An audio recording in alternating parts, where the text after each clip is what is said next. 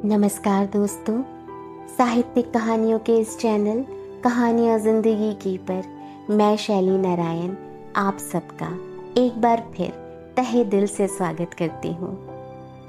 दोस्तों, कुछ किस्से, कुछ लम्हे, कुछ मुलाकातें, कुछ रिश्ते बड़े स्पेशल होते हैं। जब तक साथ रहते हैं तब तक संपूर्णता का एहसास दिलाते हैं और जब दूर हो जाते हैं तो यादों में अपनी खुशबू बिखेरते रहते हैं। आइए सुनते हैं सुश्री मृदुला गर्ग जी द्वारा बड़े ही खूबसूरत अंदाज में लिखी एक दिल को छू जाने वाली गहरी कहानी, 60 साल की औरत।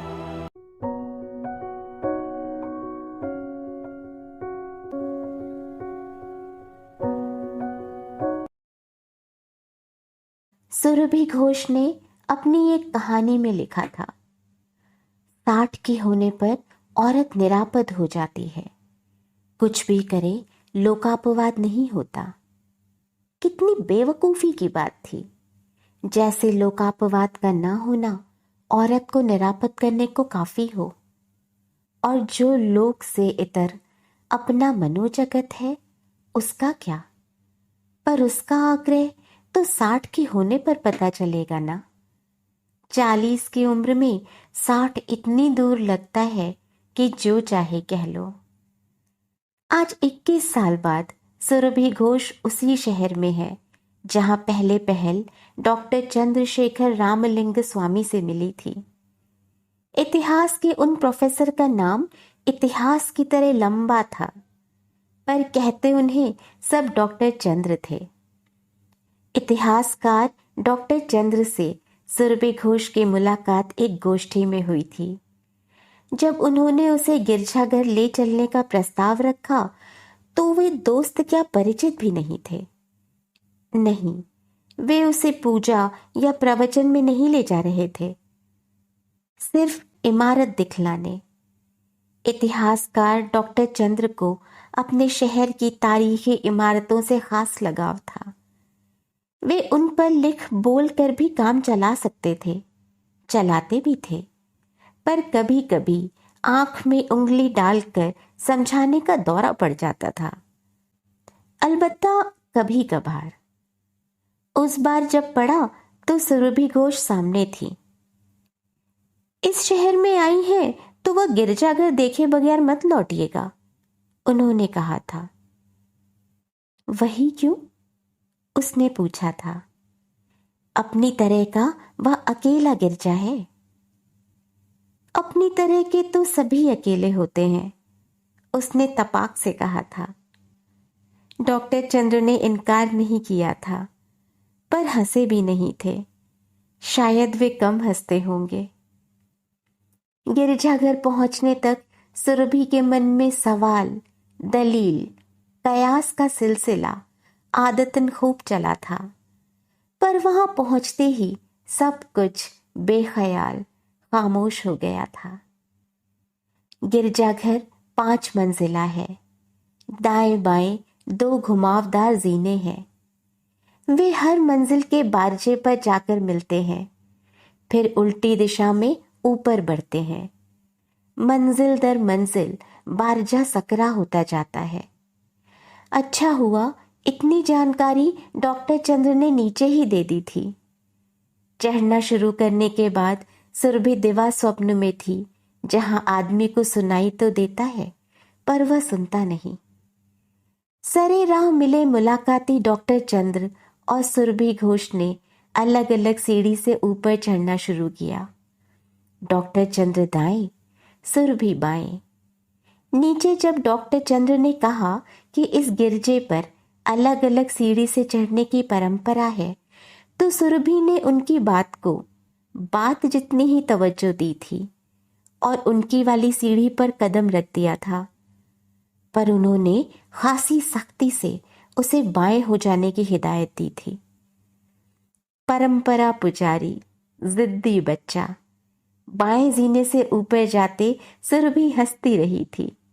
जल्दी ही बारजे पर डॉक्टर चंद्र से भेंट हो गई थी।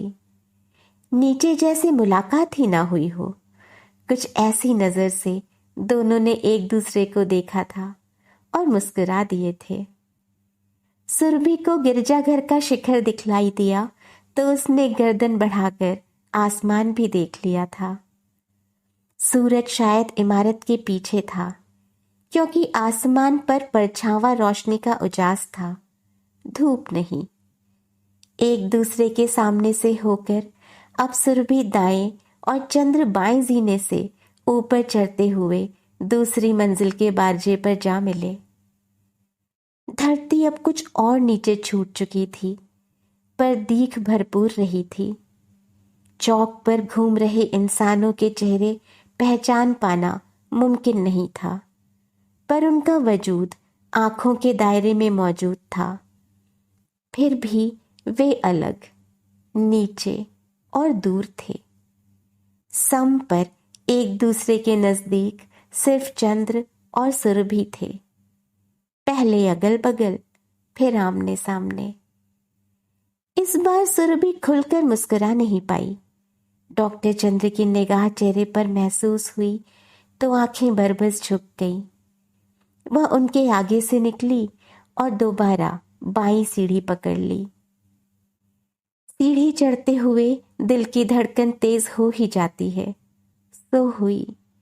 चढ़ भी तो इतने फर्राटे से रही थी जैसे ऊपर पहुंचने पर कोई खजाना हाथ लगने वाला हो। पेट में बुलबुला उठा तो जमकर ही बैठ गया। बहुत धीमे धीमे वह छाती की तरफ सरका। अब फूटे कि अब फूटे। एक अनर्गल रोमांच उसमें कैद था, जैसे बढ़िया जासूसी नाटक या फिल्म देखते हुए होता है। यहाँ तक कि छज्जे पे पांव बढ़ाने से पहले वह आखिरी पैड़ी पर ठिठकी खड़ी रह गई। लंबी सांस खींचकर अपने को सहेजा तो छाती में अटका बुलबुला थौक से फूट गया। वह छज्जे पर ठिली चली आई। आंख के कोने से देखा, डॉक्टर चंद्र दाएं बाजू पर थे। छाती की धौकनी जैसे चाल में भर गई। डॉक्टर चंद्र को देखकर अनदेखा करती वह भागकर दाएं जीने पर जा चढ़ी। धीरे धीरे चाल मंद होती हुई सुस्त पड़ गई। क्यों भागी वह बारजे से? छजली बनाई जाती है ठहर कर नजारा देखने को, ऊपर और नीचे का नहीं। और यह दो तरफा गोल जीना, यह क्यों बनाया गया था? सवाल क्या उड़ाया मधुमक्खी सा गुंजार करता मन में देर तक फड़फड़ाता चला गया। जवाब शायद मिल भी जाता, पर तभी दूसरा सवाल डंक मार बैठा। मान लो वह चौथे तल पर पहुंचे और डॉक्टर चंद्र वहां ना हो। वह नजारा करती खड़ी रहे, पर वह नहीं आए, कभी ना आए। सुस्ती भूल वह बारजे पर खिंच आई। डॉक्टर चंद्र और सुरभि वहां एक साथ पहुंचे, एक दूसरे के पहलू में आकर थमे, रुके, एक खम खाया और आमने सामने हो गए। इतने करीब कि बदन चुराकर निकलना मुश्किल था, पर उन्होंने पूरी एहतियात बरती और अनछुए रास्ता काटकर फिर बिछड़ गए। सुरभि के बदन पर हौले हौले पसीने की परत बनने लगी, बूंद बूंद करके उभरी, चाव भरी सिहरन के साथ। जीना ढका था तो क्या, हवा न सही, ठंडक फिर भी काफी थी। पल्लू से मुंह माथा पोंछने को मन नहीं हुआ। खुले छज्जे पर पहुंची तो ठंडी हवा ने पसीजे बदन पर फुरफुरी ला दी। डॉक्टर चंद्र से एकदम सामना हो गया।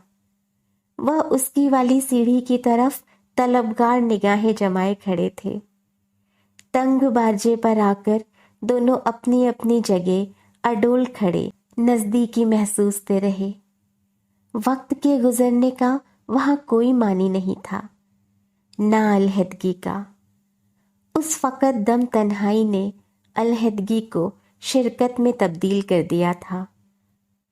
पता नहीं राज क्या था, पर जो था नुमाया हो चुका था। सुरभि ने पाया उसका चेहरा पसीने से नहीं, आंसुओं से तरबतर था। यह बार बार बिछड़कर मिल पाना कितनी बड़ी नियामत है। हर्ष और विषाद की मिली जुली तरंगे उसे झकझोर कर दिल के भीतर से एक शब्द ऊपर खींच रही थी। वही उसके चारों तरफ बज रहा था, मिलन। वह भूल चुकी थी कितने बरस, कितने जीवन, कितने जन्म वह जी चुकी थी। बस इतना जानती थी कि यह आखिरी पड़ाव था अलौकिक मिलन का। उसने आंखें बंद की और नीचे छलांग लगा दी।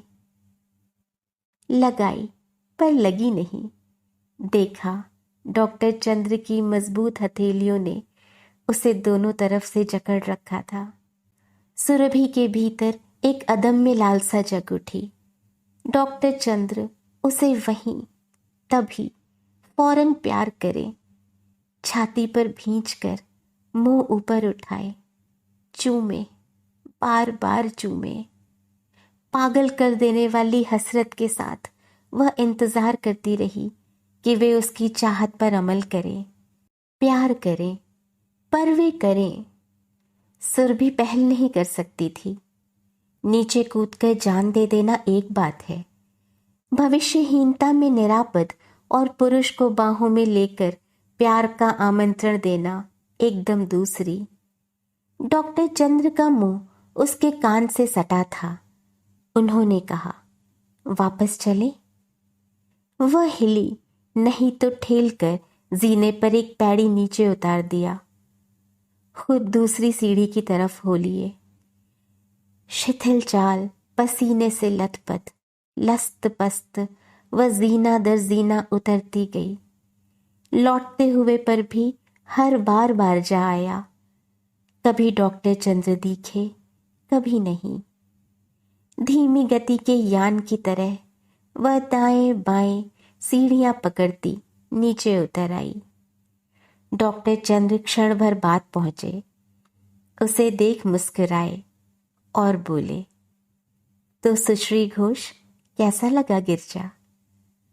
सुरभि ने आंखें फाड़कर उन्हें देखा, फिर आसमान तक उठे गिरजाघर के शिखर को। पूरी दूरी को फलांग कर दृष्टि वापस धरती पर फिसली और वह गश खाकर वहीं गिर पड़ी। पलक झपकने भर को होश गुम रहे होंगे, फिर लौट आए। शर्मसार वह उठकर बैठने को थी कि डॉक्टर चंद्र की आवाज सुनकर रुक गई। आंखें मूंदे पड़ी रही, जैसे अब भी बेहोश हो। सुरभि, सुरभि, वो इतनी वाचाल आत्मीयता के साथ उचार रहे थे कि प्रिय, प्रियतमा जैसे उपसर्ग प्रत्यय अनायास जुड़े जा रहे थे। बहुत देर नहीं चल सकता था। चोरी किसी को हो, पकड़ी जाए तो शर्म आती है। वह उठी, खड़ी हुई, कहा, सॉरी, कभी कभी हो जाता है वाइन पीने से। अब कुछ तो कहना था। वाइन? सुबह सुबह आपने वाइन पी? नहीं, उसने कहा, कल पी होगी, मुझे नहीं मालूम, पहले ऐसा कभी नहीं हुआ। आप इतनी जिरह क्यों कर रहे हैं? जिरह? वे निरीह हो आए थे। सुश्री घोष, आप बहुत थक गई क्या? मर गई, उसने कहा और हंस पड़ी। काफी हंसी, जितना अकेले मुमकिन था। डॉक्टर चंद्र नहीं हंसे। जरूर वह आदमी कम हंसता होगा। आने वाले दिनों में उनका परिचय बढ़ा और जहाजी पंछियों वाली हमराह दोस्ती में बदल गया। ऐसी ईमानदार आत्मीयता जो उन्हीं लोगों के बीच पनप पाती है जो जानते हैं कि उनका साथ कुछ निश्चित दिनों के लिए है। बीती बातें याद दिलवाकर शर्मिंदा करने का मौका नहीं आएगा, इसलिए जो चाहे खुलकर कह सकते हैं। उदार होकर एक दूसरे के उस शौक में भी हिस्सेदारी कर सकते हैं जिसमें अपनी दिलचस्पी ना हो। बाद में वह यह कहने नहीं आएगा कि पहले तो पसंद था, अब क्या हुआ। गोष्ठी चली, कुल जमा 1 हफ्ते। कम नहीं होता 1 हफ्ता। नियमितता अलग, आजाद 7 दिन। जैसे हर दिन में 24 नहीं 40 घंटे हो। कम से कम 12 की 20 तो बनाए ही जा सकते हैं। सो वे बनाते रहे, कुछ गोष्ठी के आयोजकों की कृपा से, कुछ अपनी तरफ से। यानी गोष्ठी में परिचय पढ़े, सुने, बहसाए, साथ साथ फिर शाम को खाना पीना, घूमना, बतियाना भी साथ किया। यूं आखिरी शाम आ पहुंची। स्थानीय विश्वविद्यालय ने गोष्ठी के सभी भागीदारों को शाम की दावत का न्योता भेजा। दावत एक पुरानी इमारत में थी। पुराने राजमहलों, मठों में ढाबों का खुलना आम बात हो चुकी थी। गोल मेजों के चारों तरफ 6-6 कुर्सियां लगी थीं। सुरभि और चंद्र के साथ बैठे थे अमेरिकी जॉनथन, फ्रांसीसी निकोल, जर्मन रायमन और चेक रक्सान। ठीक समझे आप, अंतर्राष्ट्रीय गोष्ठी थी और औरत मर्द इकट्ठा बैठे थे। मेज पर शराब के नाम पर वाइन की बोतलें रखी थीं, साथ में नमकीन बिस्कुट। गप्पों की गर्मा गर्मी से सुरभि के साथी वाइन पर वाइन पिए जा रहे थे। मेज पर रखी बोतलें खत्म हुई तो और मंगा ली गई। काफी देर तक सुरभि वाइन से हाथ खींचे रही। वह जानती थी गिरजाघर से नीचे उतरने पर आंखों के आगे जो अंधेरा छाया था वह वाइन की वजह से नहीं था। एक घूंट भी हलक के नीचे नहीं उतरी थी।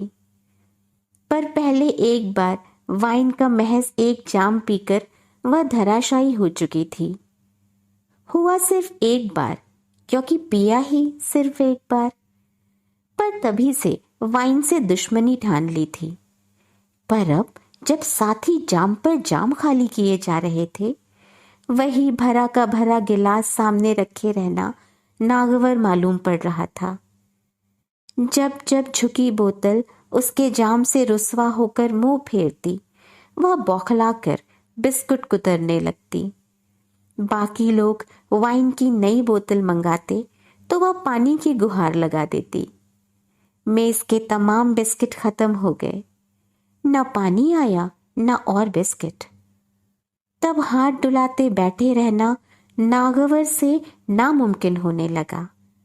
आखिर उसने सामने रखा जाम उठा लिया और खाली भी कर दिया। भरे जाने पर शायद दूसरी बार भी पी लिया।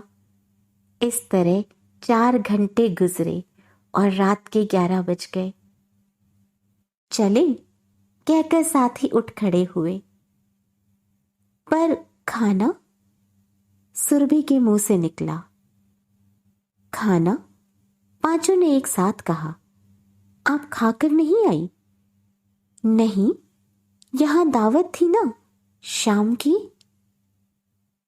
शाम की दावत, खाना, इन लफ्जों में कौन सा मजाक छिपा था सुरभि समझ नहीं पाई। पर उसके साथी हंसी से दोहरे होते रहे। बीच बीच में बेचारी हिंदुस्तानी पूर्वी मेहमान नवाजी मालूम जैसे जुमले उभरे और दब गए। यहां शाम की दावत में खाकर आने का रिवाज है, अब उठो।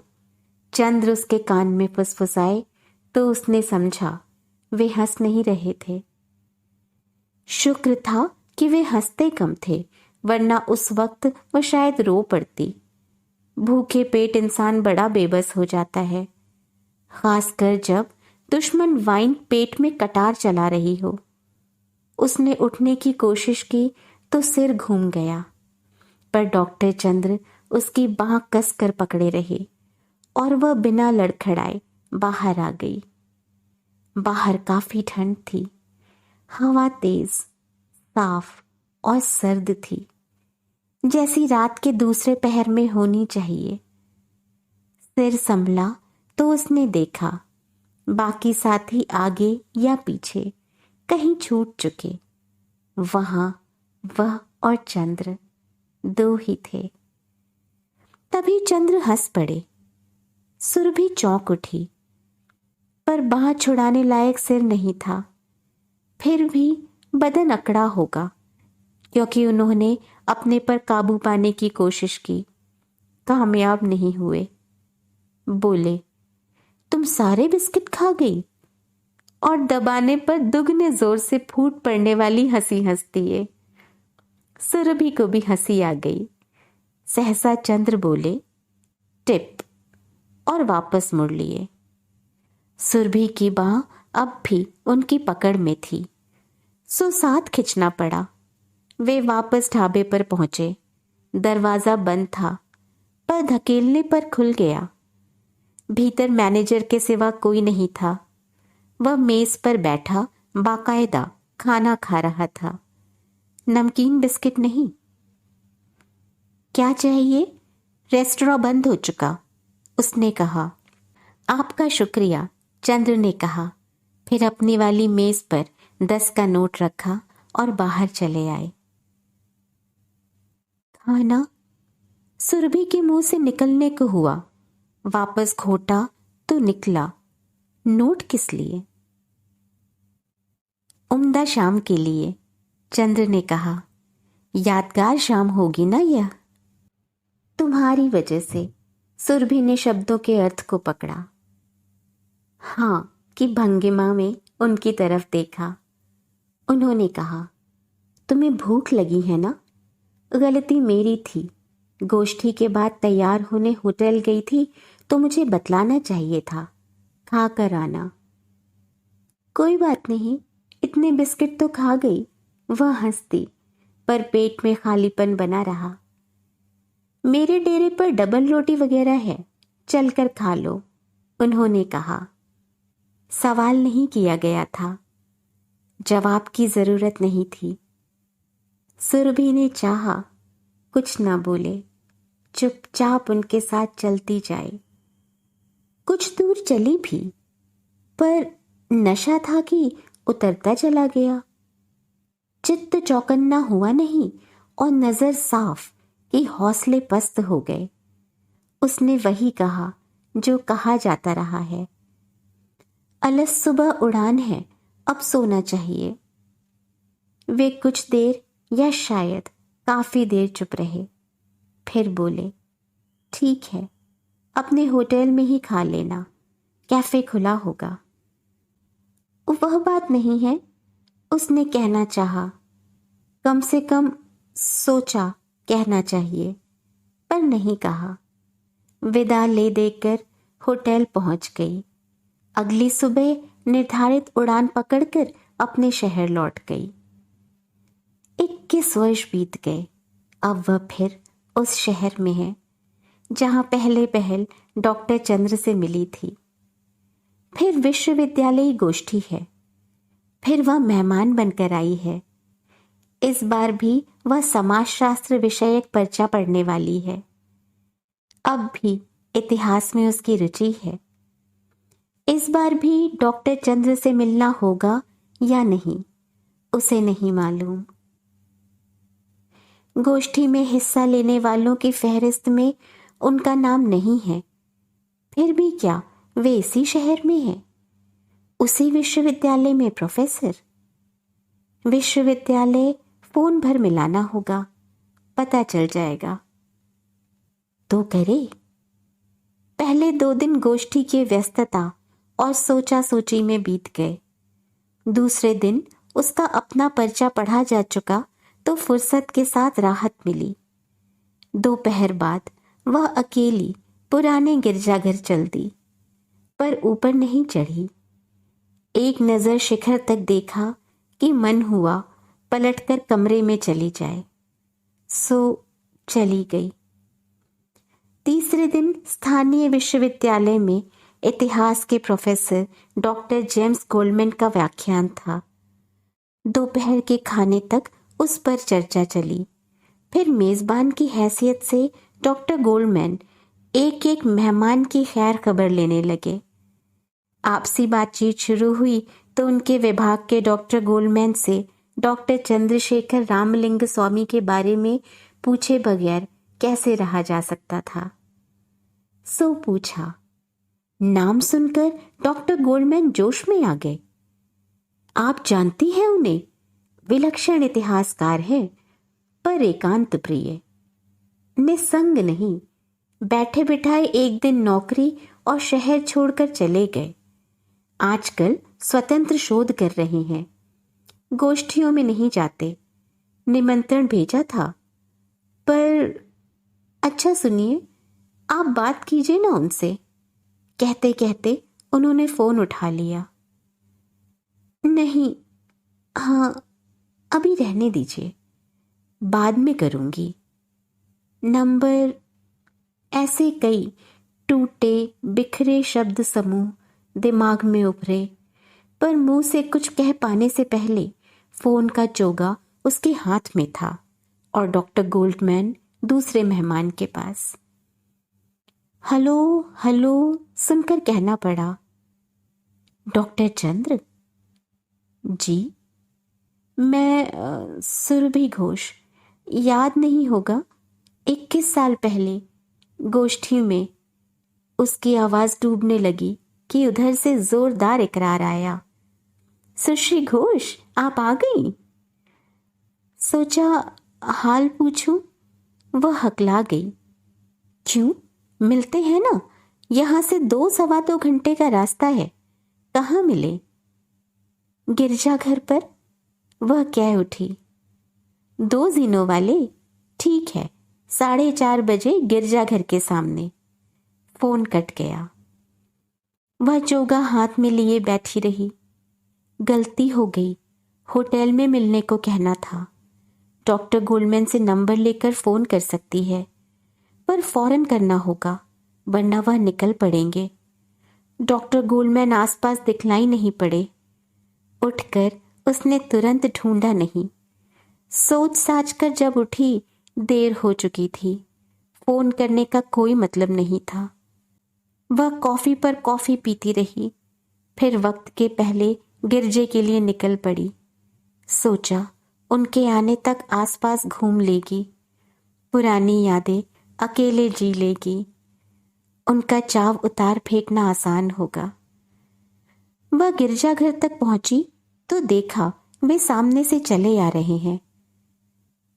2 घंटे लगे नहीं रास्ते में। आपके तो सब बाल सफेद हो गए, देखते ही उसने कहा। आप चाहती हैं इन्हें काले करूं? उन्होंने कहा। बेवकूफ, 21 साल बाद मिलने पर यह कहा जाता है? नहीं नहीं, उसने कहा कि नहीं, पता नहीं। आपने तो लिखा था 60 साल के बाद लोकापवाद नहीं होता, फिर लोगों के चाहने से बाल काले क्यों करें? उन्होंने कहा तो अपनी बेवकूफी, बदतमीजी सब जहन से निकल गई। पूछा, आपको कैसे पता? क्यों, लिखकर छपवाएंगी तो सभी को पता चल जाएगा। अंग्रेजी में होगा तो मुझे भी, कहकर वे हंस पड़े। देखा कैसी विडंबना है एक इतिहासकार के लिए। है हम दोनों हिंदुस्तानी, पर अंग्रेजी में अनुवाद न हो तो मैं आपको पढ़ ना पाऊं। वे फिर हंसे। मेरी किताबें यहाँ नहीं, हिंदुस्तान गया था तब खरीदी थी। हिंदुस्तान गए थे? उसका मुंह उतर गया। उससे संपर्क नहीं किया। वह भी तो निस्संग थी, इनकी तरह, प्रिय की तरह, एकांत को साथ लिए। पत्नी साथ थी, उन्होंने कहा, और तब मैं 60 का नहीं हुआ था। अब वे और खुलकर हंसे। सुर भी इधर उधर ताकने लगी, जिससे एक दूसरे को देखने से बचा जा सके। उधर एक कैफे है, वहां बैठे? भटकती नजर को सबब देने के लिए उसने कहा। ऊपर नहीं चलेंगी? फिर यहां चलिए। शर्मिंदगी में वह एकदम आगे बढ़कर ऊपर चढ़ने लगी। डॉक्टर चंद्र दूसरे जीने की तरफ बढ़ गए। बदहवास सी वह पहली मंजिल के बारजे पर पहुंची। तेज तेज चढ़ी होगी, क्योंकि वे वहां नहीं पहुंचे थे। उनका इंतजार किए बिना उसने दूसरा जीना पकड़ लिया। इस तरह तो क्या पता वह चोटी पर पहुंचकर वापस भी उतर जाए और रास्ते भर वह निस्संग विलक्षण इतिहासकार मिले ही नहीं। अच्छा रहे रहे उसकी चाल में सुस्ती आ गई। जब वह दूसरे तल्ले के छज्जे पर पहुंची तो उन्हें वहां इत्मीनान से खड़े पाया। पहली मंजिल पर मिली नहीं। आप देर से पहुंचे। मैंने कितना इंतजार किया। सोचा दूसरी सीढ़ी पर जाकर देखूं, ऊपर तो नहीं चली गई। फिर सोचा क्यों परंपरा तोड़ूं। वह हंस दिए। अरे यह आदमी इतना वाचाल और हंसोड़ कब हुआ? हंसा तो था उस आखिरी शाम को भी। चले, उन्होंने ही कहा और ऊपर बढ़ गए। इस बार अलग अलग चढ़ते उनके कदमों में तालमेल रहा होगा, क्योंकि तीसरे तल पर वे वैसे ही आमने सामने प्रकट हुए जैसे कुछ देर पहले नीचे हुए थे। सूरज इमारत के पीछे कहीं होगा, क्योंकि सामने आकाश पर मोतिया आभा थी। जगर मगर चौंद नहीं। उनके बालों की सफेदी निष्कपट थी। हल्की रोशनी पड़ने पर और झक श्वेत लग रही थी। उसके अपने बाल भी काफी पक चले, पर वह उन्हें काला करती है। 60 की उम्र में लोकापवाद नहीं होता। बेवकूफी की बात करो तो सारी दुनिया पढ़ लेगी।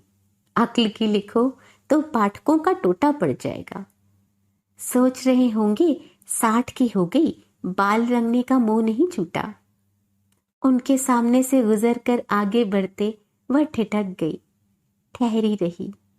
उन्हें जो कहना था वह सुनने को। कहेंगे जरूर। वाचालता जो पा गए हैं उम्र के साथ। वे एक शब्द भी बोले तो वह ऊपर जाने के बजाय नीचे उतर जाएगी। वे नहीं बोले, दोनों चुप खड़े रहे।